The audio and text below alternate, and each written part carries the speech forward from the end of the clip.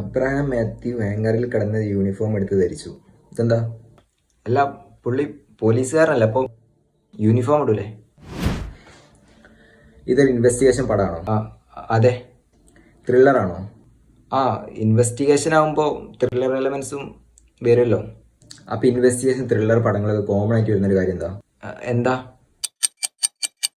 എടോ, ഇയാൾ സർവീസിന് ലോങ് ലീവ് എടുത്ത് താടി വളർത്തി വെള്ളടിച്ച് കോൺ തിരിഞ്ഞ് നടക്കുന്ന ഭയങ്കര ഡിപ്രസ്ഡ് ആയിട്ടുള്ള ഒരാളാണ്.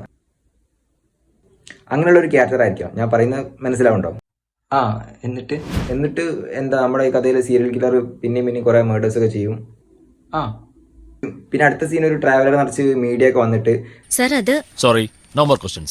പോലീസ് ഇരുട്ടിൽ തപ്പുക, അങ്ങനെയുള്ള ഹെഡ്ലൈൻസ് ഒക്കെ വരും. എന്നിട്ട് CME ന്യൂസും ഹെഡ്ലൈൻസും ഒക്കെ കാണും. ആള് നേരെ പോലീസിൽ ഹയർ ഓഫീസർ എടുത്ത് ദേഷ്യപ്പെടും. ബ്രില്യൻറ്റ്.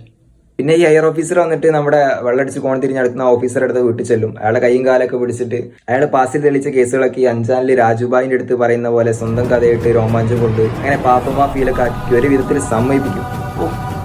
ബ്രില്യൻറ്റ്. അപ്പൊ ഇത്രയാണ് ഈ ഒരു സ്റ്റോറിന്റെ, പിന്നെ നമ്മുടെ മെയിൻ ക്യാരക്ടറിന്റെ ഒക്കെ ഒരു ആർക്ക്. അത് സംഭവം പിടിയിട്ടില്ലേ? ഇനി ഒരു സ്ട്രക്ചർ അങ്ങോട്ട് എഴുതി പോയാൽ മതി.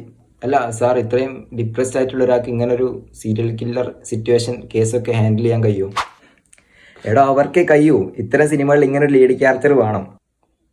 താൻ എന്തായാലും ഞാൻ പറഞ്ഞ പോലെ ഈ കാര്യങ്ങളൊക്കെ ഒന്ന് ഇൻക്ലൂഡ് ചെയ്തിട്ട് ഒരു ഡ്രാഫ്റ്റ് സെറ്റ് ചെയ്യും, നമുക്ക് നോക്കാം. ഓക്കെ, എന്നാലും ഒരു കാര്യം കൂടി ആഡ് ചെയ്താൽ, ഈ ഒരു പോലീസുകാരൻ്റെ വൈഫ് മരിച്ചതൊരു ഇൻസിഡൻറ്റ് പാസ്റ്റിൽ ആഡ് ചെയ്താലോ, സെറ്റ് ചെയ്താലോ? ഇപ്പം നിന്നെ കൊണ്ട് പറ്റുമെന്ന് എനിക്ക് തോന്നുന്നു. All the best.